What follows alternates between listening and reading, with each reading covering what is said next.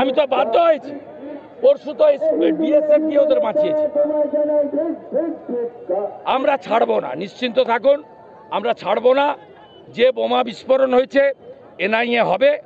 হরগোবিন্দ দাস, চন্দন দাসের মার্ডার কেসে আমরা সিবিআই চাইব। বলা হচ্ছে ওপার থেকে লোক ঢুকিয়েছে বিএসএফ, এবং সেটা পলিটিক্যাল লিডার যারা পান্ডা তাদের এলাকার বাসিন্দারা চেনে না, ওপার থেকে হয়তো ঢুকিয়েছে বিএসএফ এবং political interested.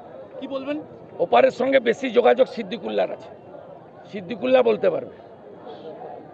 Hasina Wazed সিদ্দিকুল্লার passport দিত না, সরকার এলে কি ও আর হাসান ইমরান বলতে পারবে তৃণমূলের আছে। সিদ্দিকুল্লা চলে যায় না। যারা ভারত বিরোধী, যারা জঙ্গি, যারা জেহাদি, যারা দেশে থেকে দেশের ক্ষতি করছে, যোগীজি যা করছে, 26-এ যে সরকার হবে তারাও তাই করবে। মমতা বন্দ্যোপাধ্যায় অ্যারেস্ট হতে পারে, চাকরি দুর্নীতি, নিয়োগ চুরি, চাকরি চুরি, এক্ষুনি অ্যারেস্ট করা উচিত, এক্ষুনি অ্যারেস্ট করা উচিত। মমতা বন্দ্যোপাধ্যায়কে ইয়েস, সিপিএম এর জন্য বেঁচে গেছে।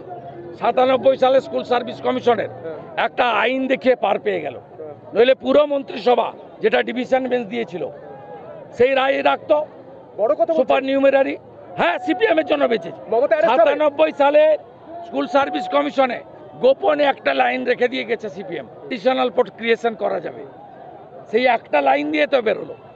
এবারেও মমতা ব্যানার্জিকে, তার ক্যাবিনেটকে জেল যাওয়া থেকে বাঁচালো কমরেডরা। কিন্তু অ্যারেস্ট হবে মমতা বন্দ্যোপাধ্যায়, নিয়োগ বিজেপি কমিশন বসাবে এবং জেলে পাঠাবে, হ্যাঁ।